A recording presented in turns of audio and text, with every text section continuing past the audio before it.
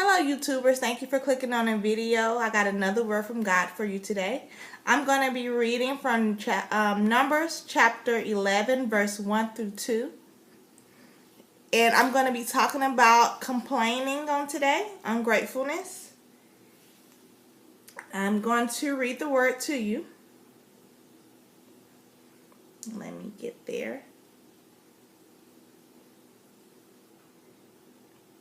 And Numbers 11 and 1 reads, "And the people complained, it displeased the Lord, and the Lord heard it, and his anger was kindled. And the fire of the Lord burned among them and consumed them that were in the uttermost parts of the camp.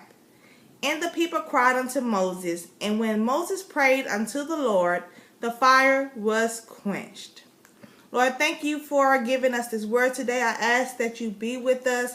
Open all ears and hearts, Lord, so that they may receive your word, Lord. I pray that you take all of me out and bring all of you in, Lord, that I may give the word to your people as you will.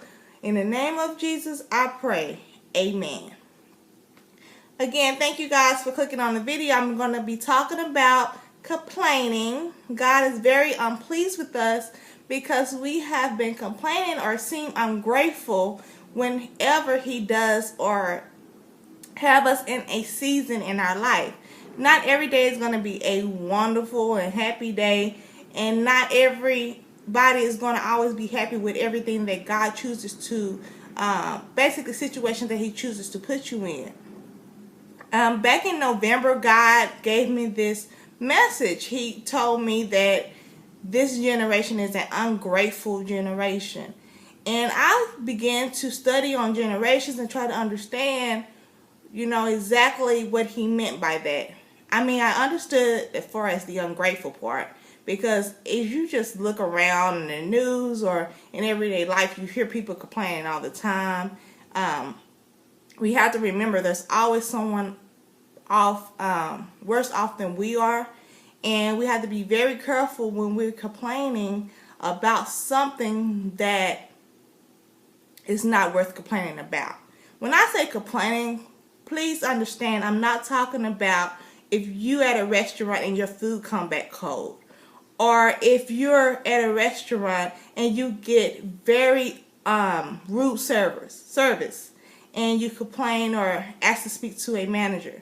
That's not what I mean. We're talking about those people who go to a restaurant and always complain. They're never happy about anything. Or in everyday life, you have people that just complain constantly about everything they can think of. They're not even considering the fact that there's plenty of things in your life that God has already done that you should be thanking him for. So as the story goes in Moses, as we learn, Moses is sent to Egypt, and he's asked to free the people. Well, God sends him to free the people, the Israelites, that's in Egypt under slavery. He said that I heard my people cry, please go basically save them and bring them out from under Pharaoh's slavery. So Moses, of course, was like, I really don't want to go. He was on the run because he had just killed an Egyptian and he didn't want to go back.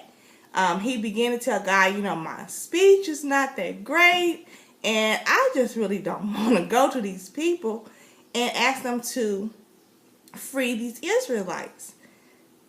So God, of course, helps him and sends Aaron to help speak for him. And he sends these signs to Pharaoh, basically let his people go. And Moses and Aaron go and talk to the Israelites to let them know the word from God. Basically, God has heard your cry, and he sent me to come to free you.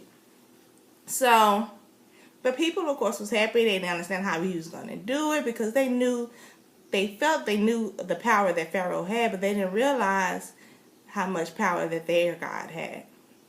So, as we move on in the story, we learn that, of course, they're freed, and once they're free, they get to the Red Sea, and I guess Pharaoh was like, hold on, wait a minute.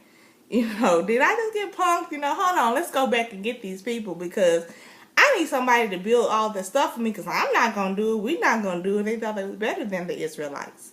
So they get on their chariots and they begin to go after the Israelites. Now, at this moment, you have to realize that these people already started complaining. At this point, they was already complaining that they had been walking and how we going to get out of this. They were scared, and I can understand. They were scared that Pharaoh was going to come and get them, which he was. But they didn't have any faith that God was going to bring them out. Even though God had showed them all the stuff that he had did to Pharaoh as far as to bring them out of Egypt, they still had no faith, and I just didn't understand that. But hey, they didn't. This also reminded me that when God brings you out of something, remember, don't look back. Keep pushing forward. It's so easy for us to reflect on the past and try to complain all the time about where we were. But remember, if God brings you out of something, focus on what's in front of you. Focus on what's coming and what's to become of you. Don't focus on the past. And I'm not saying don't remember where you come from, but don't always, them people focused on where they were. It tells you in Exodus how they finally got to the land, and they was steady saying, we was better off than we were before we got here in Egypt. We was sitting by some meat and fruit and stuff, and now we here and we basically hungry, we're thirsty, and we was better off back there. And I'm like, how was you better off if you was so much better off? Then why was you praying and crying and asking God to bring you out if that's where you wanted to be? This also reminded me of those people who always constantly complain. And it started making me think, was those people just the type of people that always complained about everything? Maybe so. But, of course, there was a lot of those people. So, one bad apple, of course, messes up the whole branch. But at the same time, we have to remember to give thanks in all circumstances. It seemed bad at the time because they was hot, I'm sure. And God just wanted them to basically, he was trying to grow their faith. And he was trying to let them know, hey, depend on me. I'm your God. And I'm going to provide for you. So, of course, he provided them with the manna that they had told Moses, hey, we're hungry. We didn't have to ask for food when we was in Egypt. It was right there for us. But they didn't understand God was trying to get them to build a relationship with him. So that way, they could come to him and talk to him, and he could build a relationship with them and build their faith. But they didn't understand that. Basically, in 1 Thessalonians 5:18, it says, give thanks in all circumstances. So even when you think you feeling down and out and that you're in a worse situation than you was in before, still give thanks. Because remember, God wants the best for us. He don't want to see us down and out. Why would he? We're his kids. Do you want to see your kids in a bad position? Of course not. But sometimes you have to tell your kids to do things that they don't want to do just to grow them, right? So same thing with God. He also, in Exodus chapter 16, verse 32, he told Moses to take some of the manna, and he said to keep it for the generations to come so they can see basically what he had done. So he's saying basically, I'm going to give them food every day, but put some up because I want them to remember when they come out of this, or while they're in their hard times, that I helped them, I saved them, I fed them, even in their worst moments. I'm here for you. So he felt like when y'all finally do get to the land of milk and honey, and sometimes you're going to go through some bad, reflect on that. Reflect on that when I brought you out in your worst times, when you was going through the wilderness, that I still was here for you. And they didn't understand. God was just trying to basically give them instructions on what to do. That's why he was giving them food the way he was, like each day. And he was telling them basically to go out each day and collect the manna off the ground. Just another thing that I want to point out. When they did ask Moses for food, they was complaining about it. In Exodus, we learned that God was like, chapter 14, God was like, did I hear them complain? Are they still complaining? Moses had already heard them complaining, and he was trying to tell them, y'all stop complaining. The Lord brought y'all out of Egypt, and he's going to take y'all to this promised land. But they was complaining. He couldn't keep them from complaining, so they was constantly complaining. So God comes to Moses, and he's like, well, they complaining. Of course, he knew they were, but I think he was thinking like, now y'all don't ask me to come bring y'all out of slavery. I did that, and y'all still complaining. Pharaoh tried to come back and get y'all again. I parted the sea for y'all and still saved y'all, and y'all are still complaining. So they asked for food, so of course God gave them the manna. When they come out of their camps and they see the manna on the ground, they're looking like, what's this? And Moses was like, that's bread. That's the bread that God had gave y'all. Basically make the best of it. And that kind of remind me of the people today, us today. Nothing is ever good enough. You asked for food, he gave you food. Do something with it. So, of course, they learned how to make cakes and pies and bread and everything else they wanted to make of it. Maybe they had never seen nothing like it before. It was obvious they hadn't. But it just seemed like they was unhappy with whatever God had done. It didn't matter what God had done for them. They was always going to come up with a complaint. And I was just beginning to think, like, I know God was tired of them at that point. Like, everything I do for y'all, y'all have something to say. And when I was reading this, God gave me a vision. And he told me to relate this to you guys. Imagine if you have a spouse, or if you have a spouse, and you cook for your spouse every day. Breakfast, lunch, dinner, or just one day. Let's just take it to one day. Breakfast, lunch, and dinner. And you tell your spouse, hey, babe, I cooked for you. Here's your breakfast. You sit it out for him or her. They eat it, walk away from the table. Lunchtime comes, you do the same. They eat it, walk away from the table. Dinner time comes, the same. But this time when they get up from the table, they say, none of that food you cooked today was any good. It was cold. It wasn't seasoned enough. I could have just cooked for myself. I could have went to McDonald's and got better than that. Let's just imagine that you had been at work all week and it was the weekend and you said to yourself, you know what? I'm going to treat my spouse this weekend and I'm going to cook for them this entire day. And when you do, that's what you receive. That's exactly how God feels. Some of us, the moment that he or she would have got up for breakfast and didn't say thank you, we would have said, excuse me, you're welcome. But imagine on how many of us wake up in the morning and don't thank God for waking us up. Imagine how many of us eat every day, eating good too, some of us, and don't ever thank God. Instead, you could find a complaint. Imagine how many people get on their knees every day asking God to give them a job or a better job. And you go into your job every morning complaining about something. God is like, okay, you was on unemployment. You was without this or that, and I gave it to you, and you still complaining?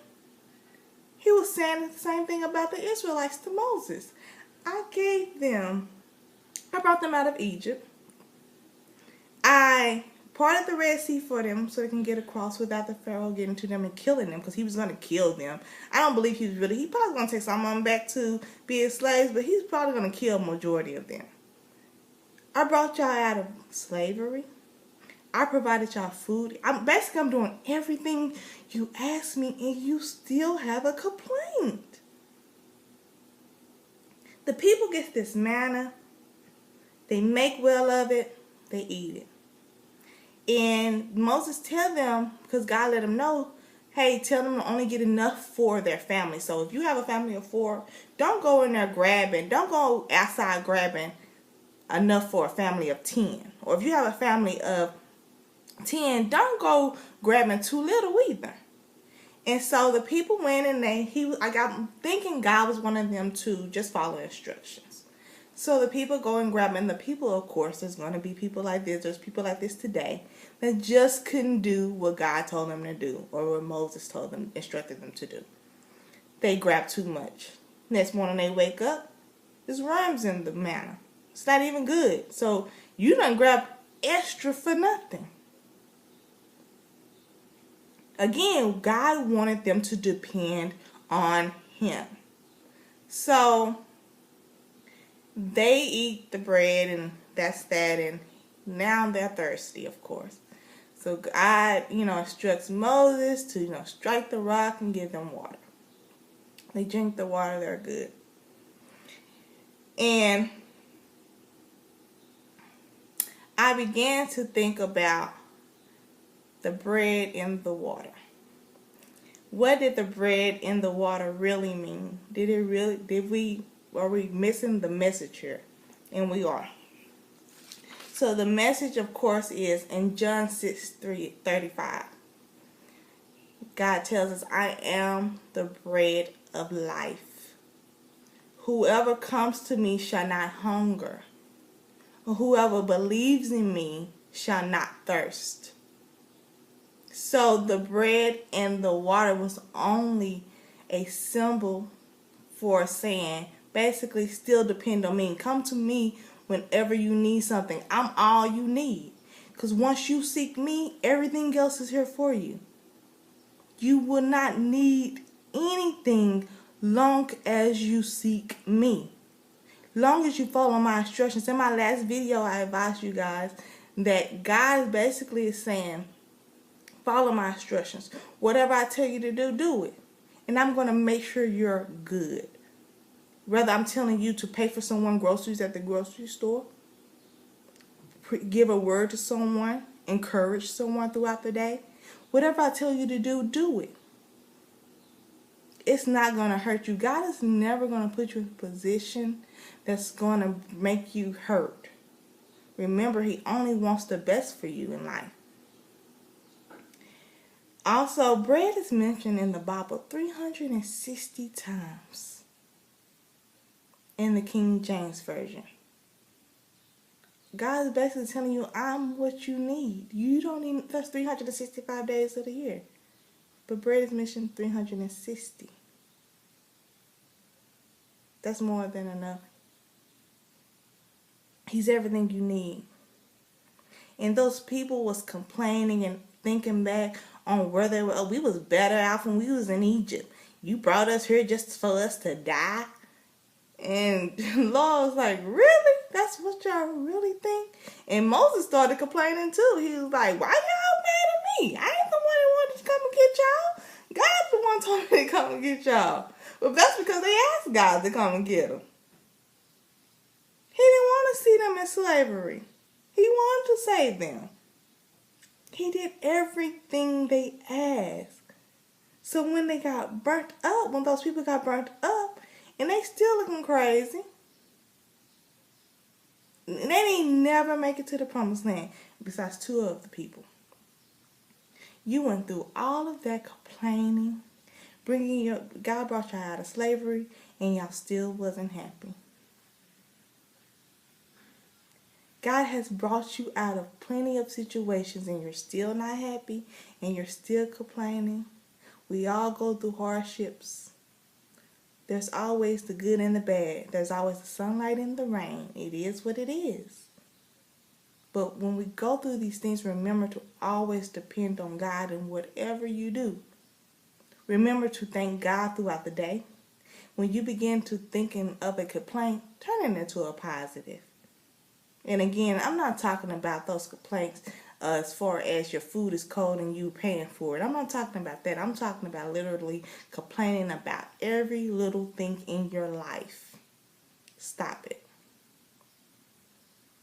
God is about to remove His hands off of those who is ungrateful. And you don't want that to happen. That is the worst thing that can happen. For him to remove his hand off your life because you're ungrateful.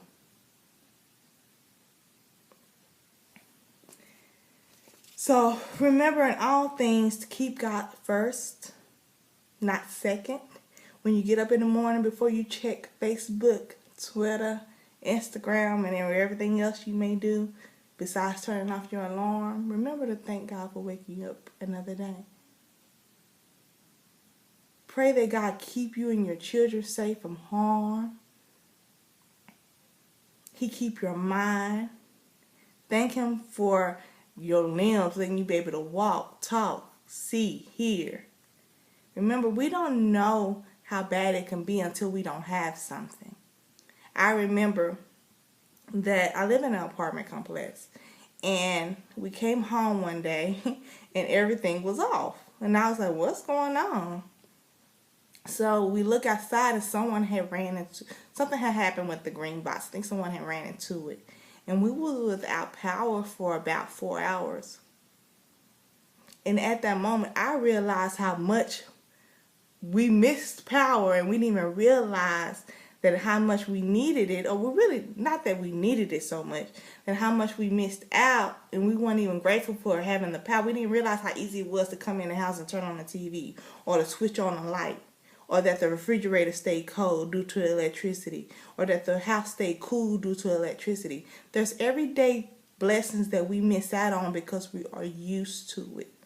Don't get used to it. That's why God gave them day by day manna and water, because he didn't want them to get used to it. Don't get comfortable in your situation. Remember to always depend on God. He is your everything. You're nothing without him. Nothing. Remember that. Until he send me again, you guys, to give another message, you be blessed. Like, comment, and subscribe. Till next time. Bye.